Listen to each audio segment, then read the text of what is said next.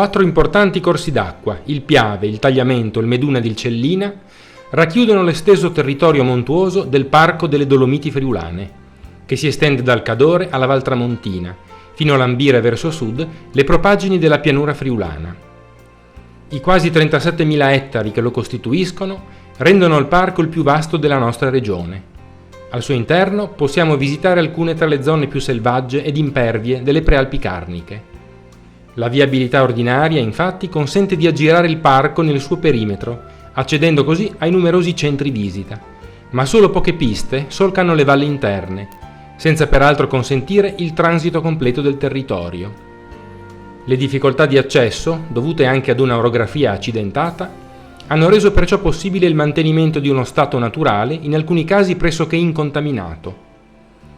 Tutto questo non rappresenta certo un ostacolo per la percorrenza, ma anzi accresce enormemente l'interesse del visitatore, che può così muoversi in un ambiente di grande pregio naturalistico. Un buon numero di strutture di appoggio, gestite e non gestite, consente di spezzare i lunghi itinerari in tappe di più giorni, per apprezzare ancora meglio le straordinarie bellezze del parco.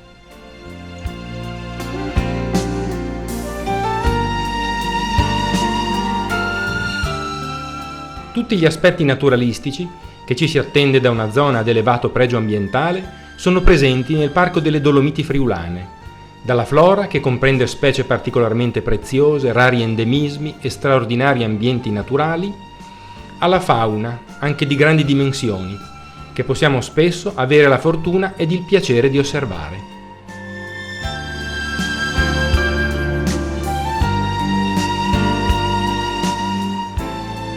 Non mancano poi interessanti aspetti geologici, che vanno dalle impronte di dinosauro, facilmente visitabili da tutti con una breve escursione nei pressi di Casera Casavento,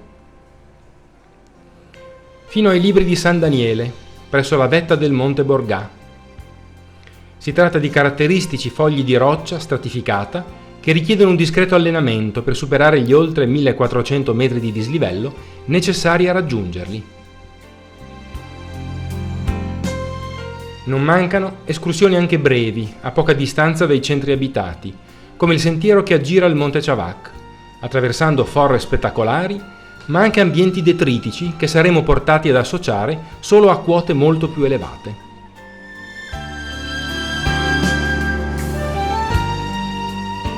Tra i simboli del parco non può mancare l'ardito pinnacolo del campanile di Val Montanaia, che possiamo raggiungere dal parcheggio di fondovalle della Val Cimoliana. Seguendo i cartelli, in pochi minuti saliamo al rifugio Pordenone, dove un buon sentiero ci porta alla base del solco ghiaioso della Val Montanaia.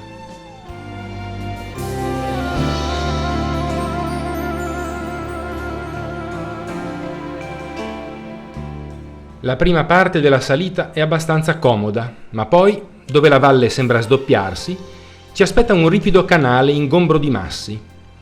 Superato questo tratto faticoso, si esce su pendenze più moderate. Con qualche svolta ci si ritrova alla base del grande monolite.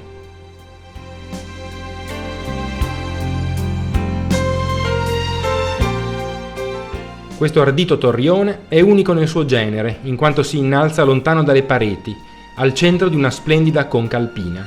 La sua ascensione però è riservata ad esperti alpinisti, in quanto prevede difficoltà minime di 4° grado. Per noi semplici escursionisti rimane la soddisfazione di poterlo ammirare da vicino, seguendo magari con lo sguardo una delle tante cordate che cercano di guadagnarne la vetta. Dalle pendici del campanile possiamo salire in pochi minuti al bivacco Perugini, ma il nostro consiglio è quello di proseguire ancora per un tratto, raggiungendo la Forcella Cimoliana. Avremo qui la possibilità di osservare sulle ghiaie la fioritura di una delle più belle specie del parco, la genziana di Freilich. Questo gioiello della flora regionale abita le rupi e le creste, formando vistose fioriture di un colore azzurro chiaro.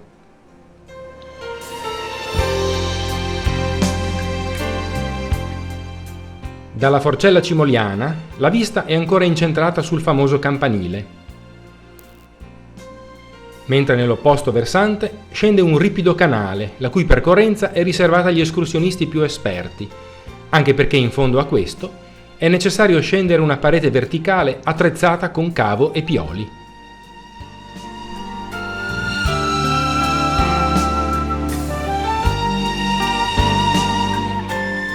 Se avete deciso di scendere da questo versante, il rientro avviene lungo la Val Monfalcon di Cimoliana, percorrendo la fiumana ghiaiosa fin quasi allo sbocco sul fondovalle.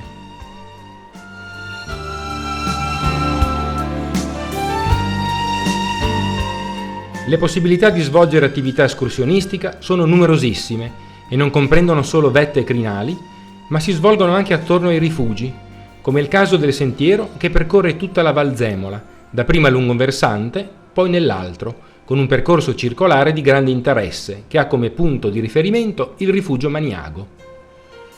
Dal parcheggio della Val Zemola ci si incammina quasi in falsopiano, lungo una strada sterrata, andando a incontrare le ghiaie di fondovalle in località Le Grave.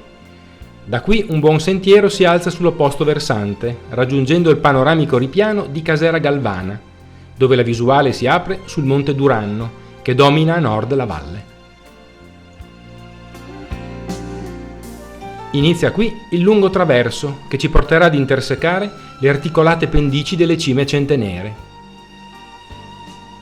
Con qualche saliscendi, tra piccoli impluvi e splendide fioriture, si accede al circo detritico che scende dalla forcella del Duranno e pochi minuti dopo ci troviamo davanti al rifugio Maniago. Chi ne ha avuto abbastanza può scendere utilizzando il sentiero diretto. Chi invece desidera completare l'anello può seguire le indicazioni per Casera Bedin. La casera è stata trasformata in ricovero e si trova in bella visuale sulla valle. Da qui, tramite il vecchio sentiero o la pista della cava, si ridiscende al punto di partenza.